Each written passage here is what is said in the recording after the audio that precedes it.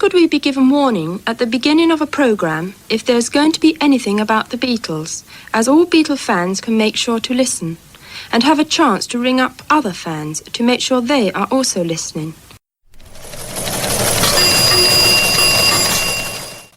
Hi everybody, this is John here. This is Paul, George and Ringo. And we're very happy to be on your program once again. Hello everyone, I'm your host and Beatles News guy Steve Marinucci with your latest Beatles News Brief podcast. In our last show, number 94, we reviewed the movie 1-to-1 John and Yoko.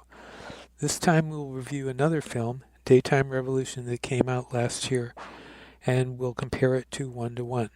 We'll also add two more opinions to the discussion about the Canadian Beatles Decca tapes reel, and we'll close with some Beatles News Briefs.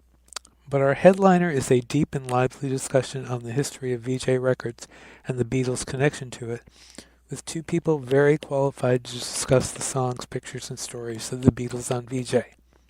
The first is Michele Marotta, the daughter of Randy Wood, who was then president of Vee-Jay Records. He was involved with not only the Beatles releases on the label, but also that of the Four Seasons. Michele will relate stories about seeing and meeting the Beatles and some inside tales of how she was involved with the records the Beatles released on the label. The second is Beatles author and historian Bruce Spizer, who has written many books about the Beatles' history and the labels that released their records. His very first was the Beatles Records on Vee-Jay, an authoritative book when it was first released in hardback and has since been updated digitally. Bruce knows all when it comes to the labels of the Beatles. Here's my talk with Michele and Bruce. I'm very thrilled to introduce our two guests today.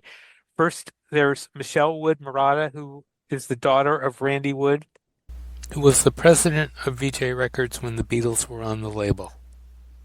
And we're going to talk all about the label. And then my other guest is the very esteemed author Bruce Spizer, author of a zillion books on the Beatles albums and labels, who just informed me that the Vee-Jay Records book, which is the one I've been referring to for background, was his very first book. I didn't know that, Bruce. Yes, that was the one that started it all. It was going to be a footnote in Beatles history titled The Beatles Records on Vee-Jay. And I thought that would be it. And all of a sudden the book came out and people were like, well, that's great. When is your book on Capitol Records coming out? And while I was writing those books, people were like, well, and of course you have to write about a book on the Apple record. So you kind of get the idea of how these things go. Yeah. Michele, Yes. introduce yourself to everybody. You're Randy Wood's daughter. I am his oldest living daughter. Okay. My earliest memories, it goes before Vee-Jay. Apparently, my dad's best friend was Pete Seeger, who got him into the music industry. But with Vee-Jay, my earliest memory is actually Frankie Valli and the Four Seasons. Which your dad brought to the label, correct? Yeah, he brought it to the label. Frankie Valli contacted him personally from what I was reading. Is that correct? You know what? I couldn't tell you. Okay. I honestly just don't know. But Do you know that? Did Frankie Valli contact Randy Wood? That's possible, but I can tell you Capitol Records turned down the Four Seasons. Didn't they turn down the Beatles too? Well, I was going to say they were good at turning down groups with 4 male singers. Okay. Yeah.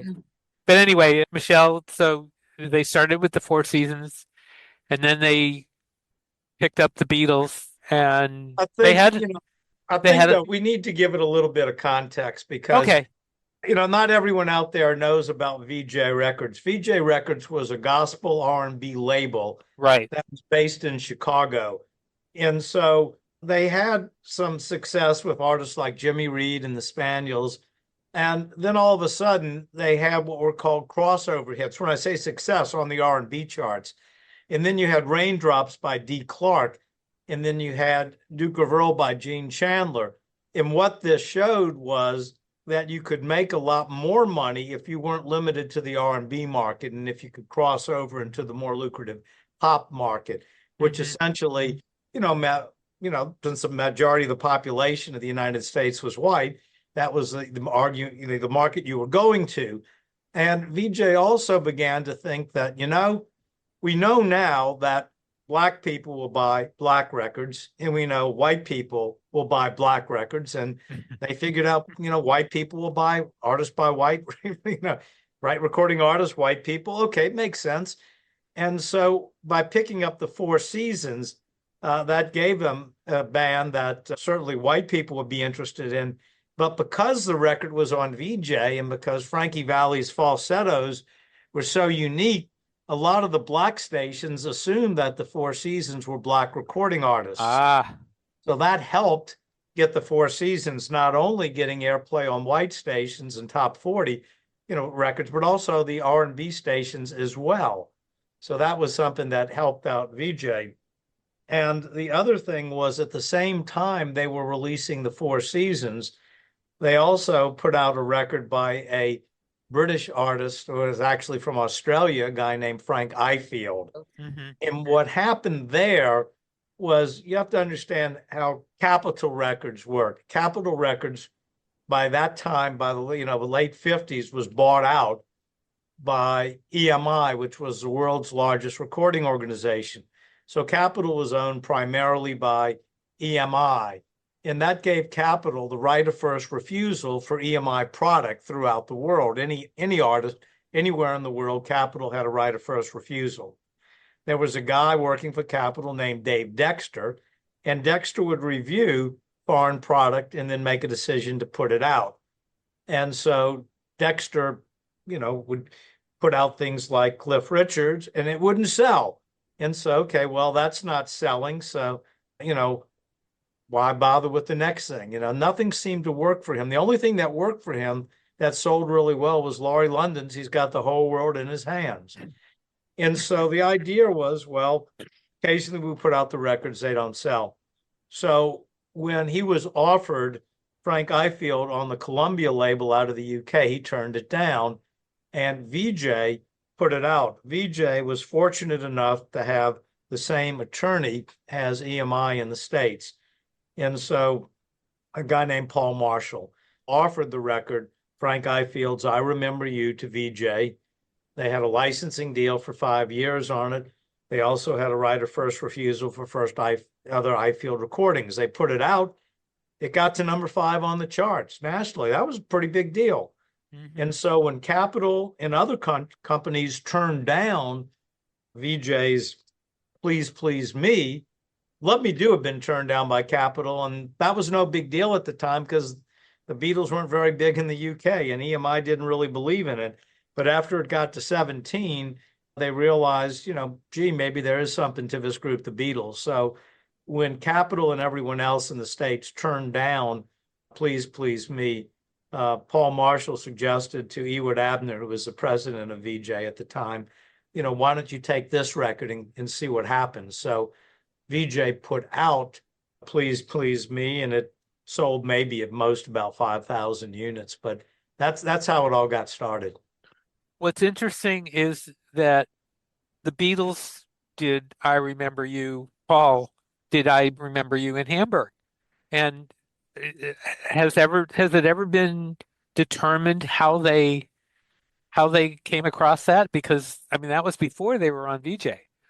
Well, I Remember You was a #1 hit in the UK.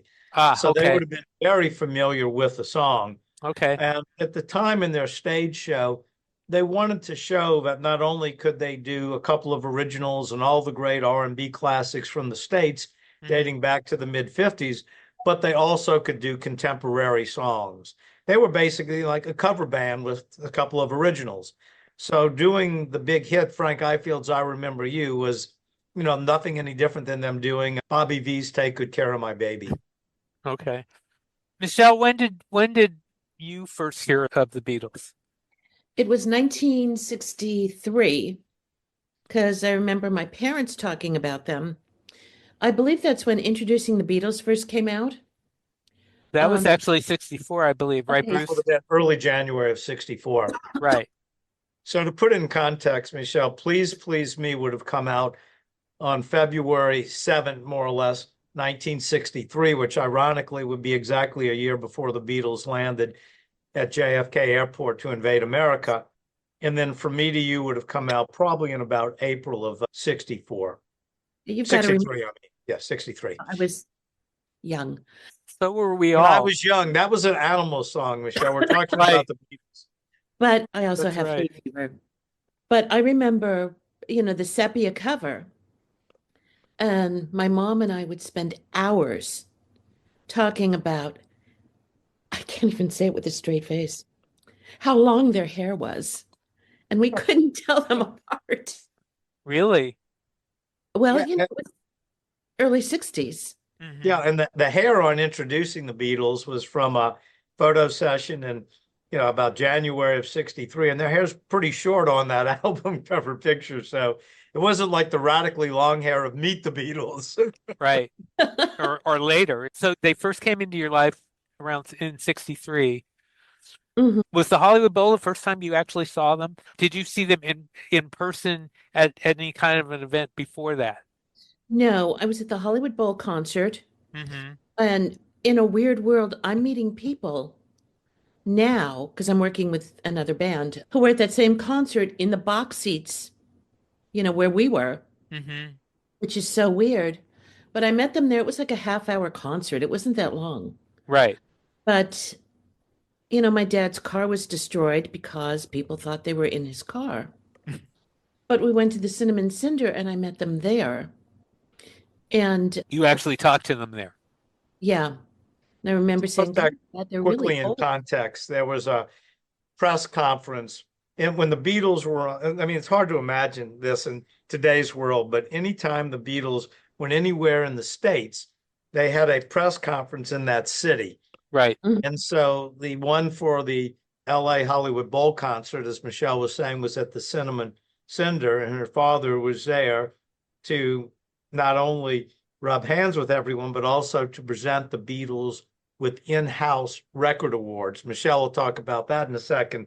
But the RIAA, the Recording Industry Association of America, did not issue gold records for the Beatles because Vee-Jay did not submit to have their records, accounting records, verified by the accountants for the Recording Industry Association of America. But they gave in-house gold records awards, and there are wonderful pictures of Randy Wood handing all these awards to John Lennon.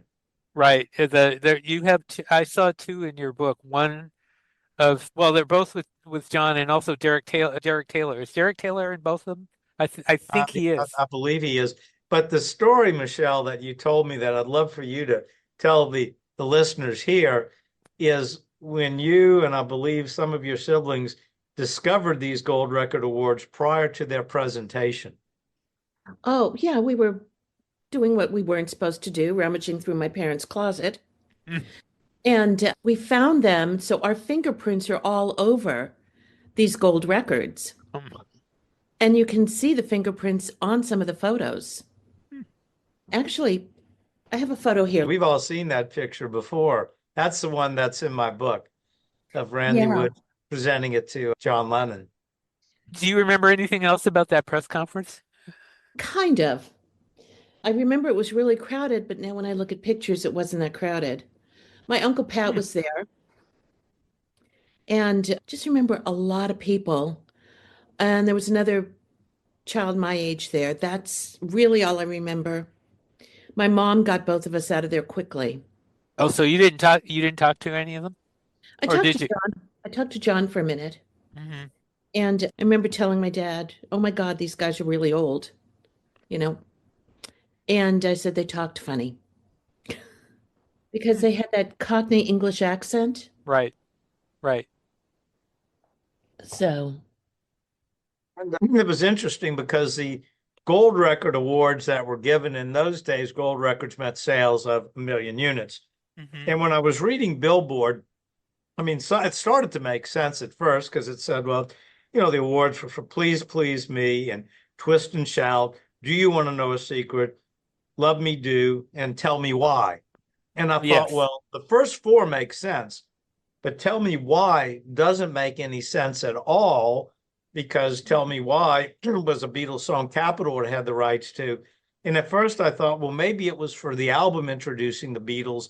But if you look at the awards, they're all the same size and they're small to the point of where an LP would not have fit. And then I realized Tell Me Why was not the correct title, but it must have been for Ask Me Why, which was issued on an EP, which sold nowhere near 1 million units. So I think that was wishful thinking on the part of Vee-Jay, but the first four certainly did have sales in that range.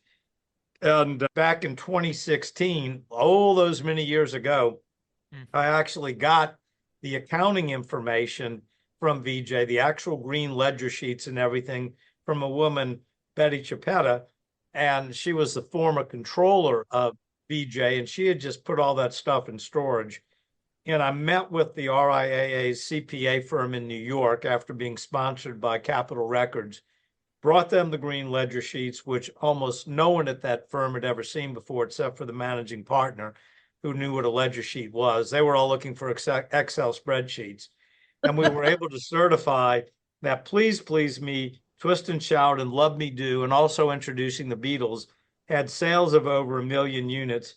Do You Want to Know a Secret? We certified sales of about 925,000, although it clearly did sell over 1 million. But what Vee-Jay was doing in those days, because royalties were based on actual sales, they would do a deal where they would say, buy 10, get one free, or buy 9, get one free.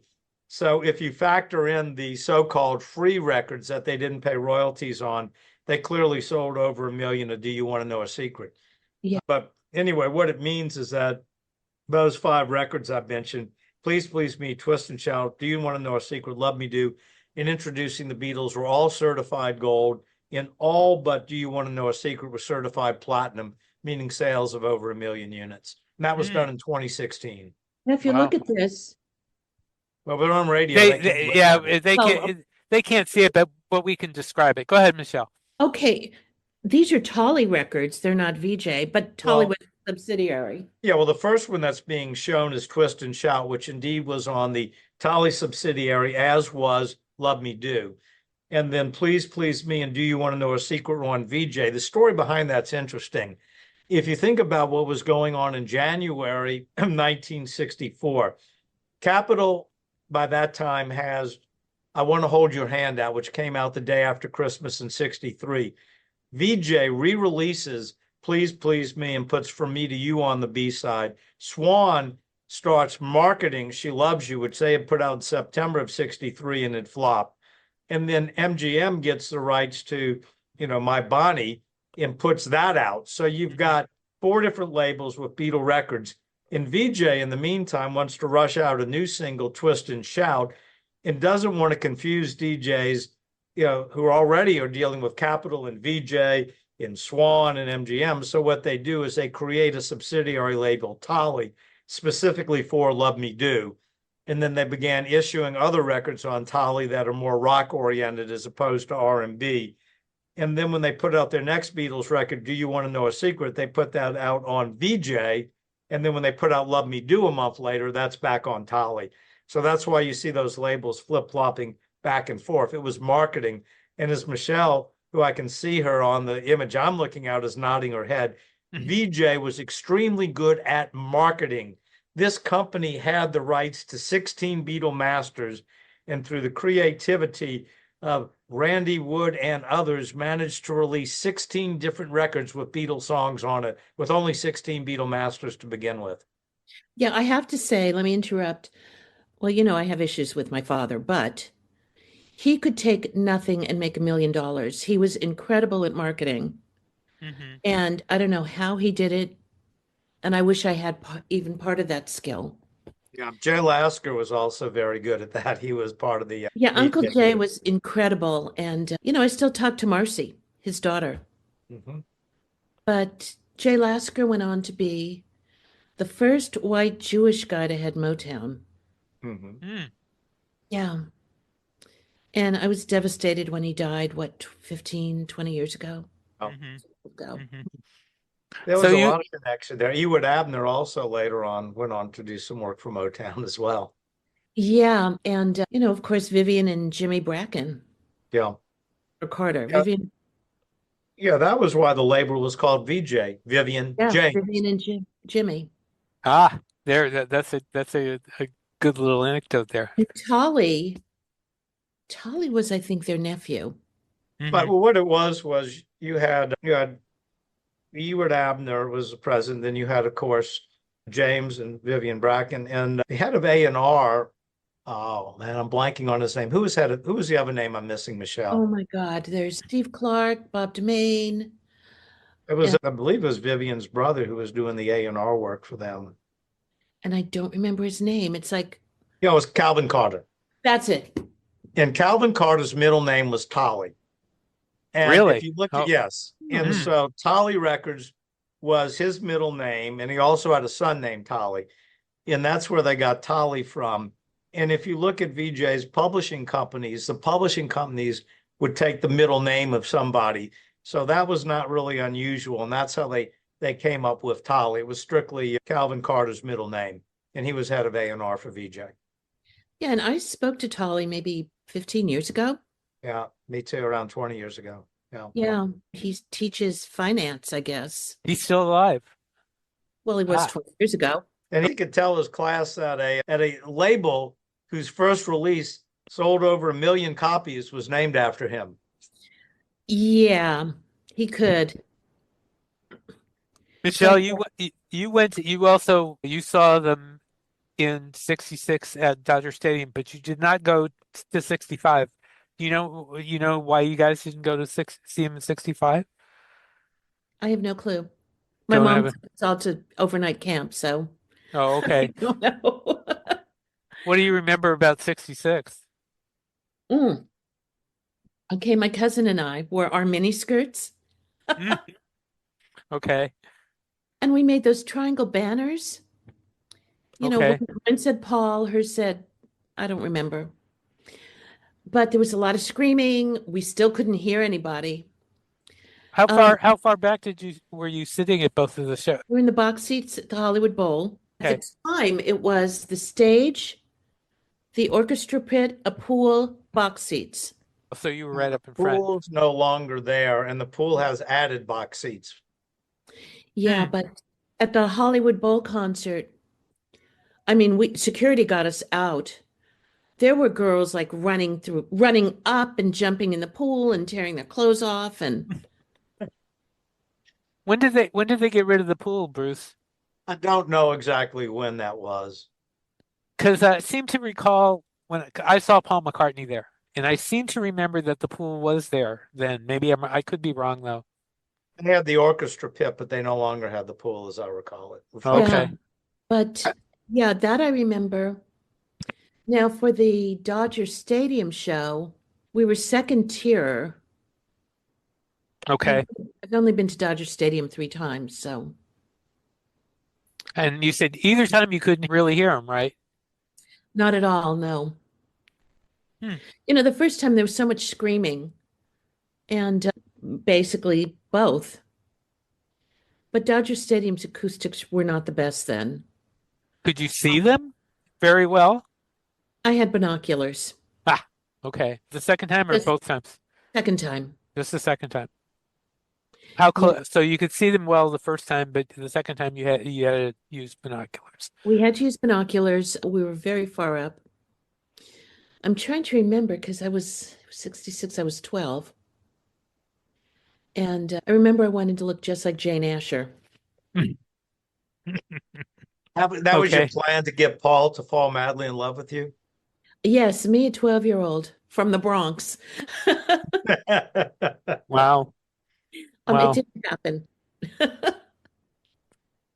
But yeah, that's really what I remember. We didn't go by limo this time. My dad drove. I remember you telling me a story about you. Some of the assembly work for the records was done in your house. Is that right? Am I right about that? We bootlegged our own albums. There you go. After 1964, that is. True. And apparently my brother-in-law told me they would do the same assembly in New York in his apartment. Vee-Jay had the rights to the Beatles under a licensing agreement for 5 years. And the first record they put out under the agreement was Please Please Me. Then they put out From Me to You. They did not put out Introducing the Beatles in the summer of '63, even though that was used to be in every book on the Beatles. Vee-Jay ran out of money. Yeah. And so EMI unilaterally terminated its agreement with Vee-Jay. We could do a whole show on that, Steve, but to cut to the chase, they settled the litigation between the companies, and under the litigation, Vee-Jay had the rights to the Beatles through October 15th of 1964, at which time it expired. Prior to that time, they had to pay royalties directly to Capitol Records. And so in October of 64, that was it. And therefore, that meant if you went to a record store in the early 1970s and were buying copies of Introducing the Beatles on Vee-Jay, they were not legitimate. What we didn't know when we were buying these records was who was behind those West Coast albums. And Michele personally went, and we'll talk about that. Go ahead, Michele. Oh God, it was set up in our living room with card tables. Mm-hmm. And we would stick stickers on that said stereo and reissue. And that was basically how we did it. Or we'd go into, I don't remember where they were. I don't know if they were in the Playboy building or in Santa Monica Boulevard. And we'd do it there. And, like I was 14, 15. I didn't care. Mm-hmm. And I didn't know. I had no clue. To me, it was like, oh boy, I'm in the record business. But I didn't know we were bootlegging our own albums. Yeah, And Vee-Jay was not just the Beatles, that was primary, but also Gene Chandler was also getting bootlegged as well.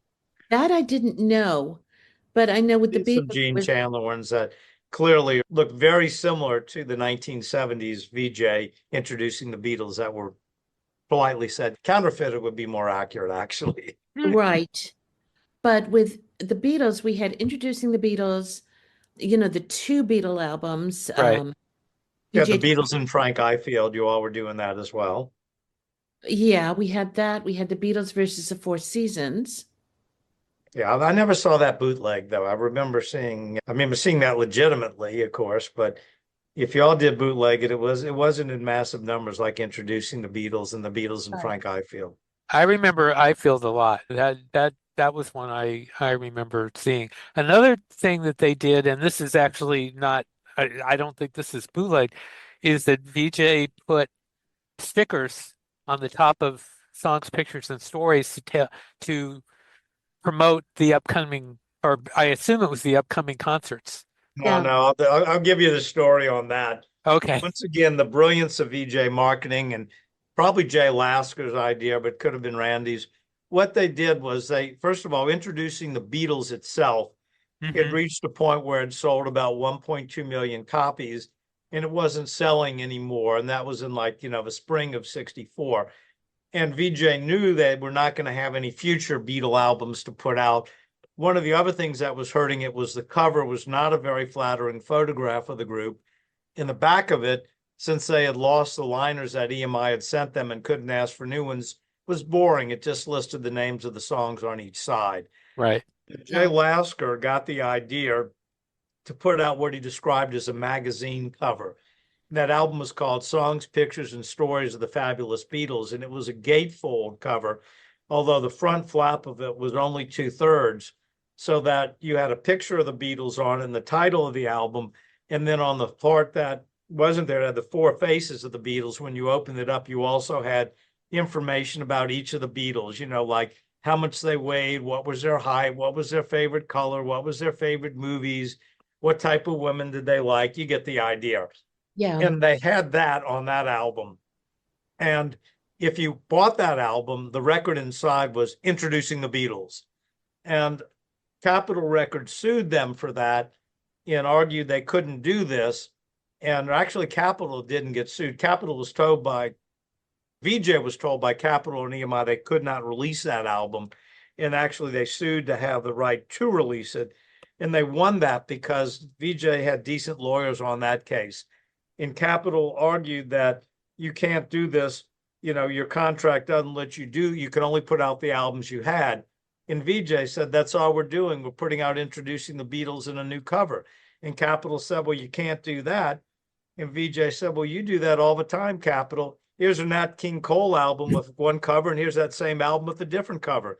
So the judge ruled in Vee-Jay's favor and said that since all they were doing was putting out introducing the Beatles in a new cover, that was okay. So that was the album that you were talking about, Steve. It was called Songs, Pictures, and Stories of the Fabulous Beatles.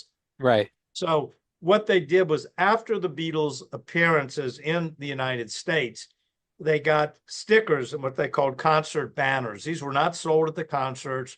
And these probably, and I mean, I know from the paperwork, this didn't happen until about October of 64. And so it'd be like, Vee-Jay was into souvenir things. So souvenir of that picture of the concert at the Hollywood Bowl. And that banner would say that in the date of the concert. Those will be sold in record stores in LA in October of 64. Souvenir of their appearance at City Park Stadium, New Orleans, September 16th, 1964. Sold in New Orleans record stores in October of 64, and so forth. I've seen the one for the Cow Palace. Yes, there's Cow Palace. Yeah. You know, we've confirmed about maybe a dozen of those. They did not do that for all cities, or if they did, they certainly have not turned up. Yeah, I haven't seen anything like that. I actually didn't know that, but you're the expert. Now, what Vee-Jay did do, and you probably put records into that one, they came up with an album, and, you know, they didn't want to spend the money in the 70s of that elaborate gatefold cover. So rather than it being Songs, Pictures, and Stories of the Beatles, they merely called it Songs and Pictures of the Beatles, and it was a single fold jacket. And you probably stuffed a few of those with introducing the Beatles back in the day, Michele. I kind of remember that. I Yeah. remember both covers. Yeah. I actually have them here. Which picture did you use on that Songs and Pictures one? Is it the same one? It's the same. It looked like the front cover because remember that was a gatefold flap. But Right. as a single thing, you had the black background and the picture of the Beatles and the four faces. You're talking about the Because- drawing. You're talking about the drawing one, the same one that you used on the cover of your book, right? Yes. Okay. And you had the four faces that Vee-Jay used these four faces like about probably, I don't know, about 5 or 6 different releases. They used it on the Christmas sleeves that they did for October 64 to get Yeah. people to rebuy oldie series singles that people probably already had the songs on. It was great marketing. Yeah, it was. I don't remember if we had any red or blue wax singles of them, No, but none. no. Okay. But they were on the oldies label, which was a red label pressed on black vinyl. And Oh, the Vee-Jay Afterpast? rushed those. Yeah, Vee-Jay rushed those out, hmm and those were counterfeited in the 70s as well, of course. I remember cassettes called Out of the Past. Really? Similar, yeah. I don't remember seeing those. I also have, Oh. Unfortunately, we have to Yeah. describe them to you. Yes. will describe it, but Dum dum dum. Yeah. We can't sing a Beatles song because. Copyright. Yeah, that's right. bars, I think. God. It's Okay, you terrible. got, this is Vee-Jay, the Definitive Collection. Right. That is a 4 CD collection that I highly recommend to people if you can find it. I don't know if it's still in print, but you can find it certainly on eBay and other sources in the secondary market. It is an excellent collection. And the other one I have, which I haven't opened. Oh, this Is Vee-Jay. It's great cars. It's just car music. oh, Like- okay. Interesting. But this one, the Vee-Jay collection, I was working for a car guy and he walked in, he goes, "Oh my God, you're Michele." Okay. So he sent me 2 of them, Yeah. Yeah. Really? my sister. But here's one of the CDs, which is, I'm holding it up. Yeah, I was very familiar Which- with that. And if you can read a few of the song titles, these were the gospel and R&B songs that were on Vee-Jay. And, you know, so you're not going to get like all these Beatles and Four Seasons recordings on that set, but what you are going to get are Jimmy Reed, the Spaniels, you know, just wonderful Butler. music. Gene Chandler, of course. Jerry Butler. Yes, you Love would have Jerry some Jerry Butler. I'll like to hit on that as well. Mhm. The Got Lucas Pips, Staples. staple singers, yeah. They And started out as a gospel group. Oh, I know. And then It's here we have disc 4, The Four Seasons. yes. I don't think they were able to license any Beatles on that set. There's no Beatles on here. Steve, if the RIAA gave out gold and platinum awards, introducing the Beatles counterfeit version would probably be what we would call platinum 4X, meaning sales of 4 million copies. I know they got bought by Concord Music a couple of years ago. Bruce, or Michelle, actually, you probably know about that too. All I know, I was told Paul McCartney owns part of Concord. I Right. don't know. Oh, he does. But I don't know a lot. I know Concord from being Concord Jazz, and I'm assuming it's the same company. I believe it is, Bruce. That's right, isn't it? I think so. And they haven't done that much with it. I mean, I think if people want to license the songs that Vee-Jay has the rights to, that would not be the Beatles or the Four Seasons, obviously. Those were lost in litigation. But if you're talking about, other types of acts on Vee-Jay, as we talked about the rhythm and blues and items and the gospel items, they would have that. And I'm sure that they're, I don't think they've actively put out much in the way of collections or anything, but as far as licensing goes for films, television shows, or people doing best of the 60s R&B and stuff like that, they would be, I think those would be licensed through Concord. Yeah. I think they have the masters. Yeah, and the Beatles masters, going back to Vee-Jay, they were supposed to be destroyed. Yes, they were. I have pieces of paper that say that. And Michelle, I got the impression, because they were pressing records in the 70s, they were not destroyed, those metal parts. No, they were not. That's why they sound pretty good. They're put And, from the metal, they're actually stamped from the metal parts. And I know that there was a pressing plant in LA, I'm blanking on the name of it, that pressed that stuff from Vee-Jay, into Capitol got involved and told them don't do that anymore. it was either the record plant or Sound Factory, or maybe Gold Star or Four Star. Yeah, but No, they it were, was one of those, but I still see masters for sale on eBay. yes, those did hit the secondary market.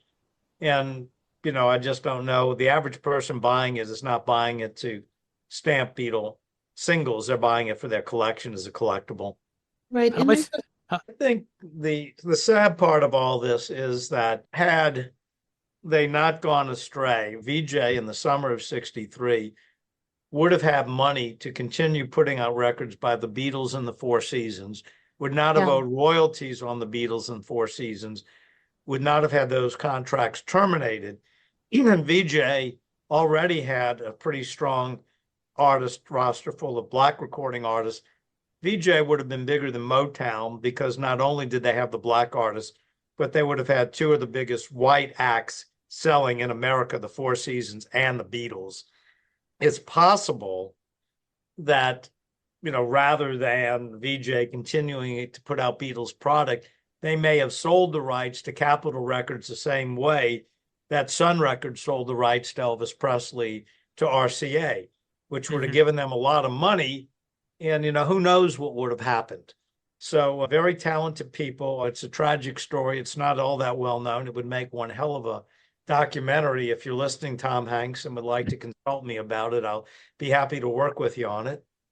Michelle and I have been approached by individuals over the years to tell the Vee-Jay story. If anyone wants to do a legitimate documentary on Vee-Jay, we, of course, would be delighted to participate. Michelle, what are you doing lately that people can see? Okay, I'm still doing a lot of backup singing. I just signed a contract with a publishing company that I can't say. I'm working with Redbone 2.0. Okay.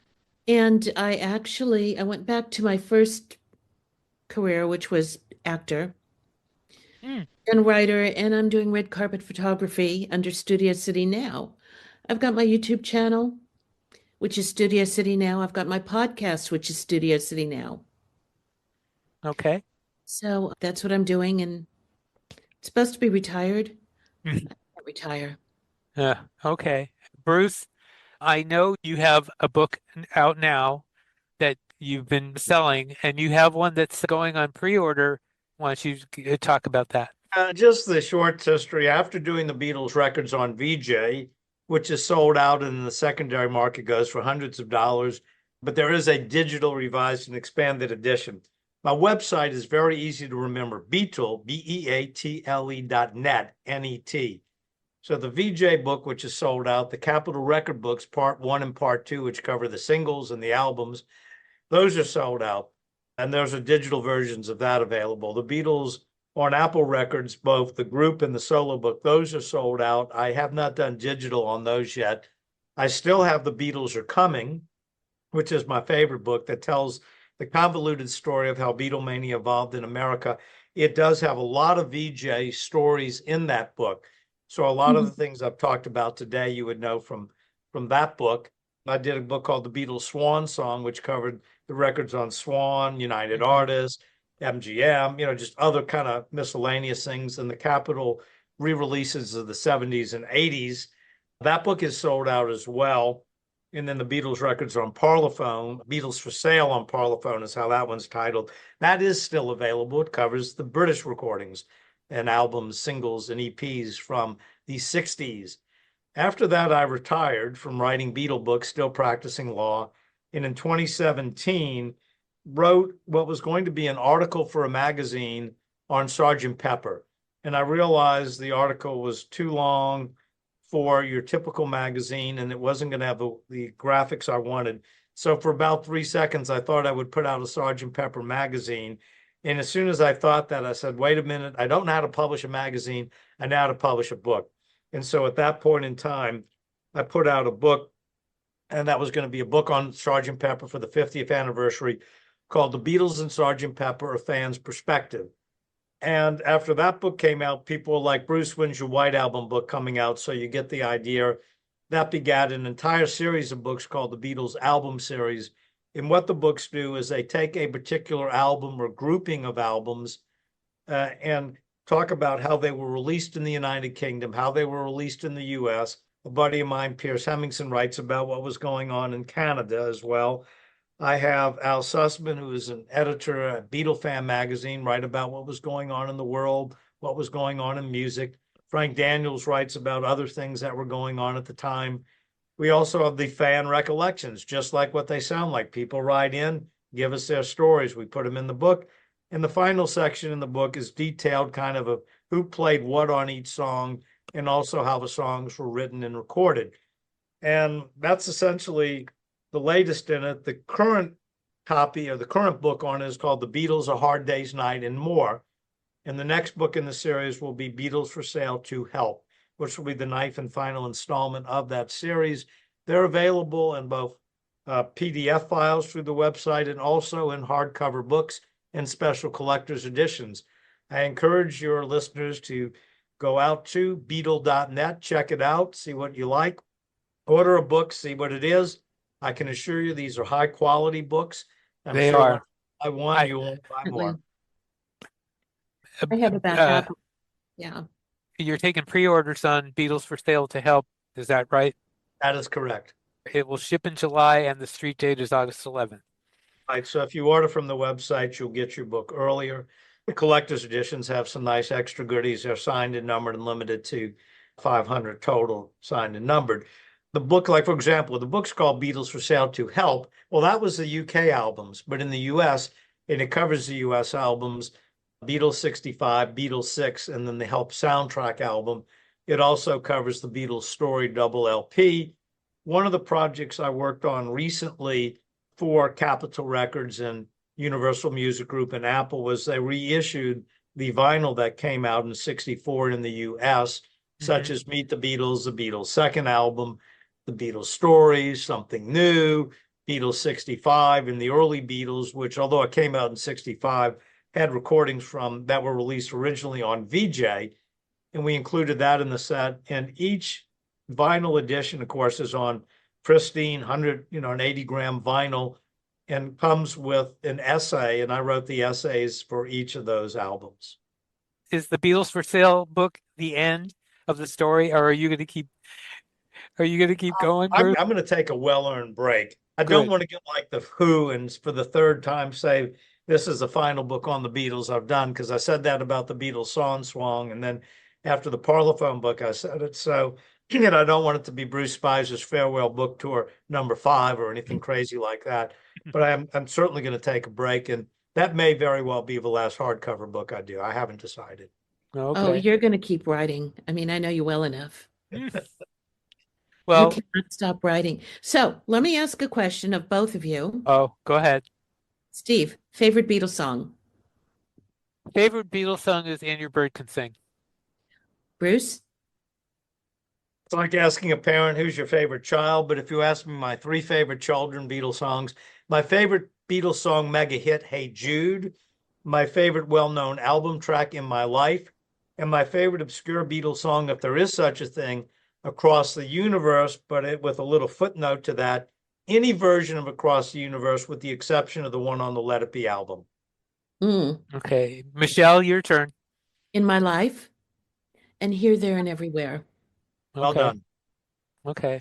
Yeah. I actually have been thinking about something like that, asking at the end of interviews, asking a whole list of questions, like saying mono or stereo. Let me say that. Mono or stereo. Stereo. Stereo, except for the early albums, mono.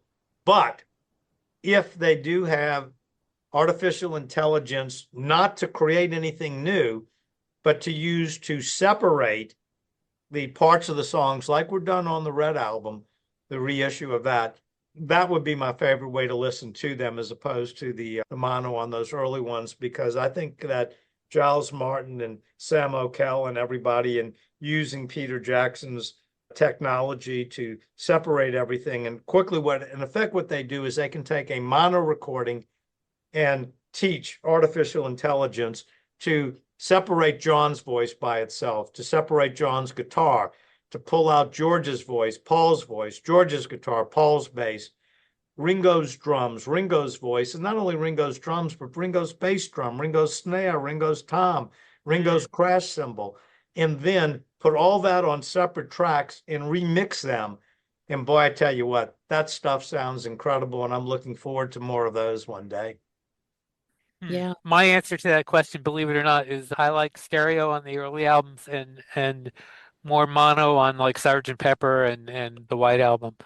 But that whole discussion about AI and what they did and didn't do, Bruce, people are still confused over exactly what they Let's did. real quick get that clear. It was Okay. marketed wrong when Now and Then came out. Oh, and AI. So people thought, oh, well, AI created John's voice. Wrong. John Lennon recorded the song Now and Then on a cassette player, and there was all kind of extraneous noises going on in the background. Mhm. And what artificial intelligence did was pull John Lennon's voice out all by itself. Paul duplicated John's piano part because John was a little bit off on it because he was mainly concentrating just on his vocal. And so Paul did the piano on that. Ringo laid down some new drums. George had laid down some stuff during the anthology sessions they were considering releasing Now and Then, but because the cassette sounded so terrible, they quit working on it. But what they did was not have a computer create anything. All the computer did was isolate John's voice so that they could then build a track around John's beautiful, pure voice. It was not a creation. So once you understand that, then I think you can go, oh, okay, that's fine. And I'm all fine with that. What I would not be fine with would be for them to say, the Beatles only had about 225 songs. Let's go ahead and make some new Beatles songs. AI, please make us a new Beatles song by John Lennon. I would be horrified by that. There were things that got pulled out on social media that were using that conclusion, and people went kind of nuts. But I'm glad you explained it, because even after I first heard it, I wasn't sure exactly what they did, and it's nice to get a real explanation.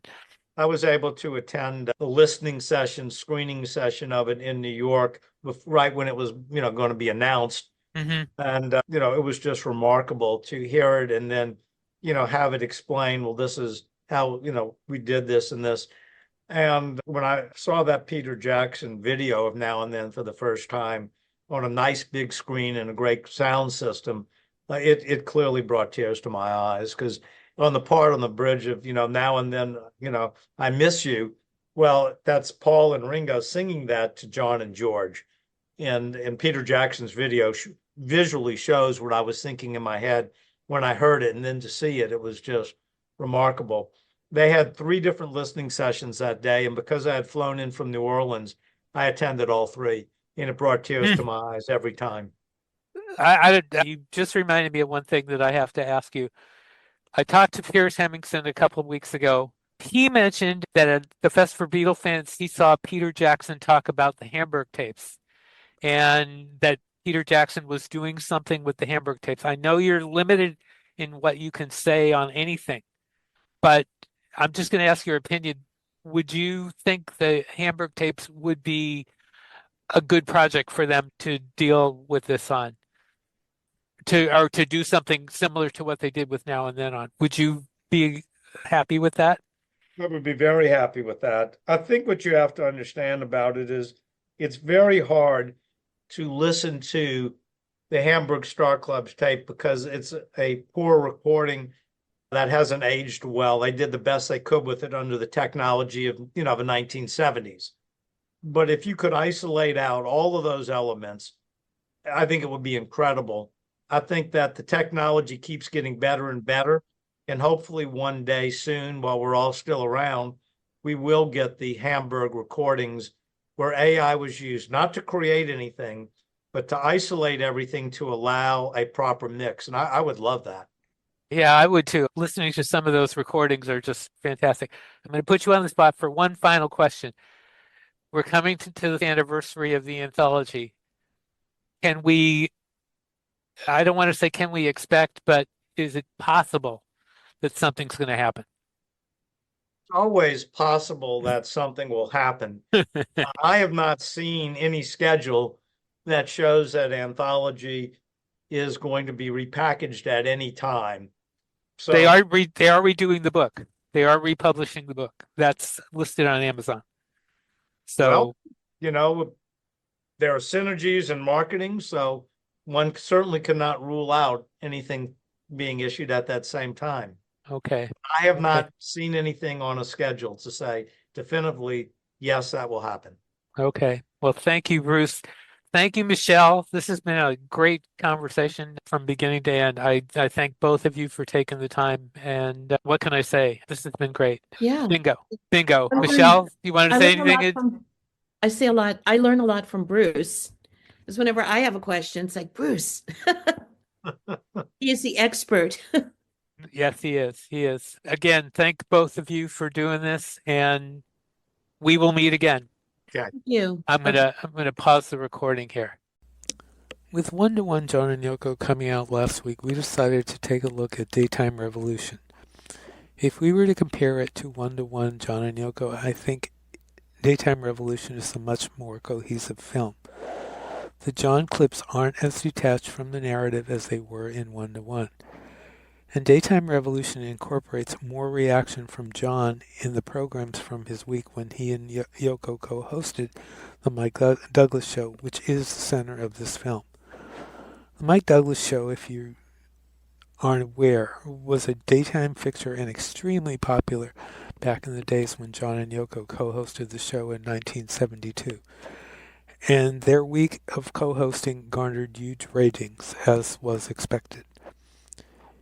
In his autobiography titled I'll Be Right Back, Mike Douglas said the show's idea was to present the real ballad of John and Yoko, which it certainly did through the various guests who appeared at John and Yoko's invitation. The most notable was John's hero Chuck Berry, who Lennon met for the first time during the week. But there were other notables as well, including comics George Carlin and Louis Nye, activist Ralph Nader, who manages to plug his website in the film, and Chicago 8 defendants Jerry Rubin and Bobby Seale, all of whom are shown in vintage clips from that week on the show. Douglas called Lennon a most benign, talented, and likable young man, also smart, funny, gregarious, and beguiling. He also said of Lennon, he was as good a listener as a talker, with a genuine compassion for other people and respect for other philosophies. About Yoko, he said, I think I came to understand something about John's affection for this woman. He calls her a powerful character, unswerving and unapologetic, about following her own unique path in life, and if you don't like it, too bad. Do your own thing, she's going to do hers. The film allows them both to express themselves. The Lennon music, of course, is just wonderful, though he also shows he was able to talk serious about issues at a time when he wasn't being taken that seriously by the older generation because of his radical views. Yoko is seen as the true individual that has always been her character and that John Lennon loved. One example of that was that the program shows her mend piece, which she does across 5 days. She rebuilds a broken teacup one piece at a time, 1 day at a time. John says that at times even he doesn't understand her, but her art was there for the viewing, and I think viewers in the day got a better idea of what her art was, even if they didn't totally appreciate it. In an interview we did with her in 1999, she told me one thing that she thought John liked about her art was its fun quality. She said, I think he was surprised that there was some sense of humor, because usually when he goes to art exhibits or something, he told me it was kind of too serious or angry or something. And she said, there's some kind of playful quality to my work, and in the playfulness was something that caught his eye. And she got to put that across during the week with Mike Douglas. Overall, again, Daytime Revolution really brings into focus what was considered at the time just a week of daytime TV was really a lot more than the contrast between John and Yoko and TV host Mike Douglas. That he even allowed this week to happen at this period of time was probably a miracle in itself. And it's interesting to see how the relationship between Douglas and Lennon develops during the week, though Douglas gets it off to an interesting start by singing Michele, basically a McCartney song. The only downside to the movie that we could see was the fact that the whole week's shows were not somehow included in the package. Rhino Records released the entire week of shows in 1998 on VHS. The full shows would have added an even fuller perspective on the film. While the Blu-ray doesn't include all the music, it does have 3 bonus music videos as extras. It's So Hard, Memphis with Chuck Berry, and Luck of the Irish. Additional music is also included throughout the film, including a beautiful rendition of Imagine by John near its end.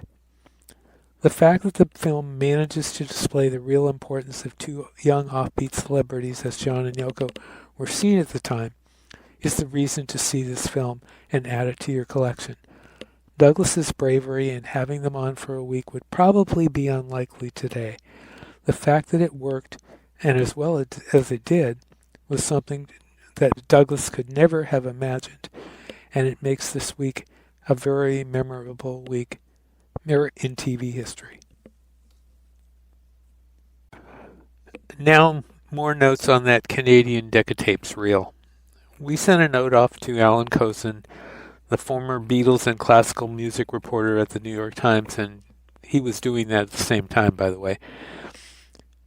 Currently the co-host at our old stomping grounds of Things We Said Today, and co-author of the currently, but due to expand, 2-volume, very encyclopedic, The McCartney Legacy, about the tape.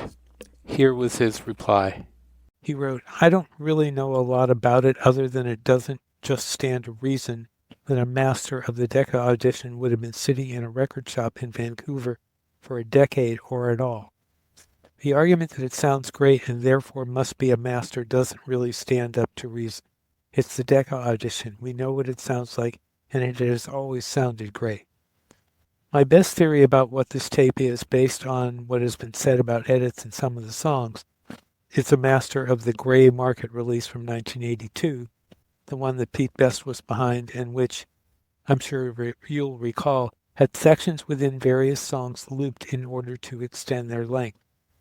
That seems plausible to me, but a master for an artificially lengthened gray market release isn't the same as a master of the Decca edition, and it does show the danger of messing with historical source materials, because the next thing we'll hear is the songs are longer than in the bootleg release, and therefore this is the master, when the exact opposite would be the case. Also, Beatle enthusiast Norman Masloff recently traveled to Vancouver, where he met up with Rob Frith, Larry Hennessy, and Doug Schober, and had a chance to listen to the tape himself. We asked him what he thought of what he heard. He said, "I don't think it's the master at all, but it is an excellent copy from somewhere. It sounds better than the versions on Anthology 1. And now for a couple of quick Beatle news briefs. It looks pretty apparent that The Who have fired Zach Starkey, Ringo's son, as their drummer. According to various reports, what led to the firing was Zach's drumming last month at the Who concert at Royal Albert Hall. His drumming was criticized by singer Roger Daltrey. Zach said he was proud of his near 30 years with the Who, filling in for who he called my godfather, Uncle Keith, and says he'll be taking time off to focus on the upcoming release of the album Domino Bones, My Mantra of the Cosmos, that he'll be making with Noel Gallagher, and that will be released in May. Zach says he's also writing an autobiography, and I can't wait to see that. And Abbey Road on the River will continue in Jeffersonville, Indiana for at least 10 more years in a lease extension made with the city and Southern Indiana Tourism, the festival announced recently. Abbey Road on the River will continue in Jeffersonville until 2035. The press release added the words "and beyond," indicating the agreement could end up being even longer. If you're looking to extend your collection, consider a box of Scaffold on Cherry Red Records. It's a box set with 4 CDs and 1 DVD of the recordings and TV appearances of the comedy group The Scaffold. The group is Roger McGough, John Gorman, and Mike McCartney, or Mike McGear as he was known in the 60s, to avoid cashing in on his brother's name. The set comes with a 64-page book with pictures and a full history that, of course, includes plenty of references to Brother Paul, but does not give a complete list of all the songs he played on with the group, and he played on several. We think The Scaffold is more for British tastes than Americans, but if you're a completist, this may be something to look into. And that's all for this time around. Thanks for listening, and if you're not already a subscriber, please join the gang. You can write to us at BeatlesNewsBriefs@gmail.com, and if you want to listen to our past shows, go to bystevemarinucci.blogspot.com, where you can binge listen to all our shows there. You can also find them on YouTube by searching for Beatles News Briefs. So until next time, this is Steve Marinucci saying, Be seeing you.